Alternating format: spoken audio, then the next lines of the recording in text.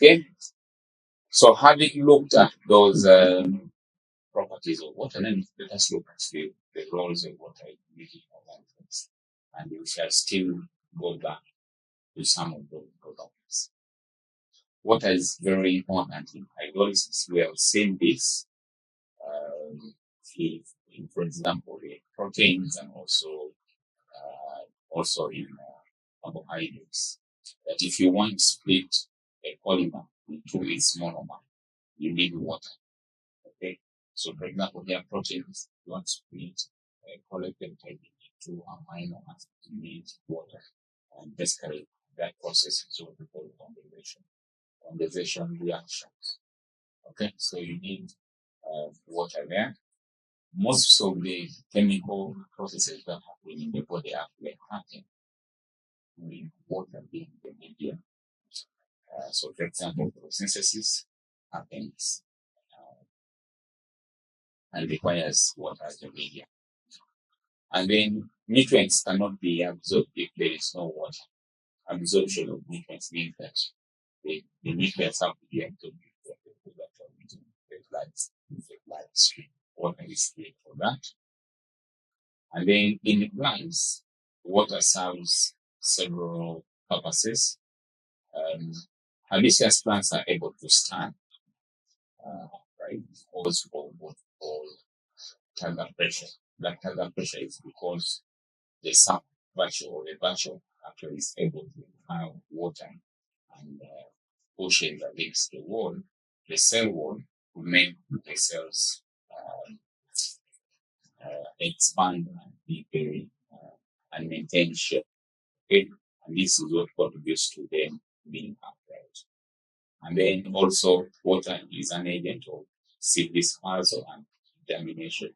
Without water, some seeds cannot germinate because water helps in breaking the coat.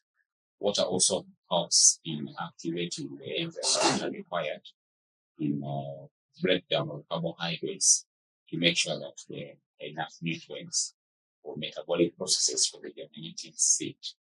Water forms a large part of blood.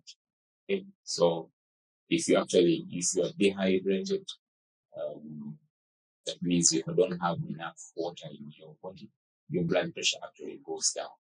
Okay, so it means water is a very important constituent of blood, and blood basically inherits many materials. And then metabolic waste can be eliminated if dissolved in water. There's some metabolic wastes are too toxic and they require to be dissolved in water for them to be removed. Water helps in cooling.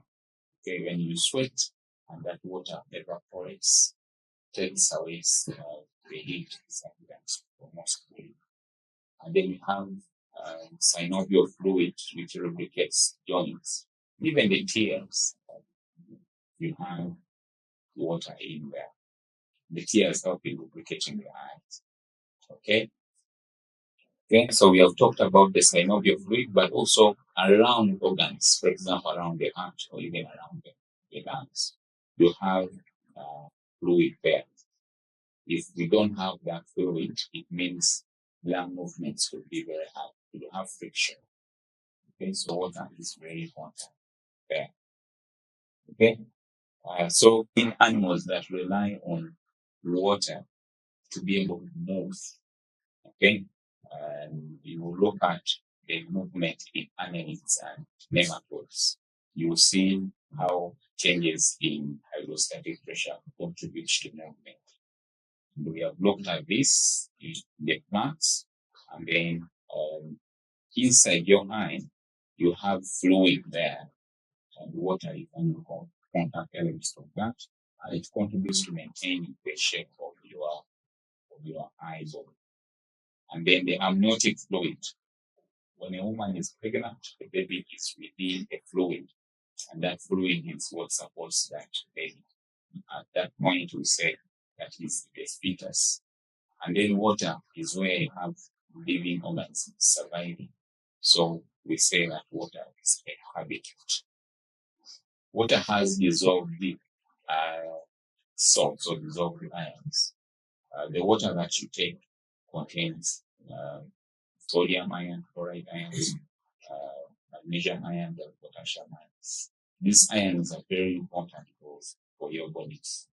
Okay, even the small the ions that we require in small amounts. So if we say what we call the trace elements, manganese, iron, cobalt, copper, and zinc, these are also still present in water. So therefore, um, when we talk about the mineral water that you take, for example, these ions are made available so that your body can use them. Of course, these ions are very important for a number of processes, including being what you call um, uh, coenzymes. Okay, coenzyme or basically what you call cofactors. Okay, so for example, certain enzymes cannot actually work when we don't have these ions. But we also know that magnesium very important for strong bones and teeth. Same to magnesium. We know that iron is very important for blood. Okay, hemoglobin. Okay, so that means that having ions in water is actually very, very important. So that marks the end of this presentation. Here we have water. Water is an important element. I mean, an important compound that we need in our bodies. Much of our bodies actually made up of water. It's most importantly, it is universal solvent that means it can dissolve polar compounds and also um,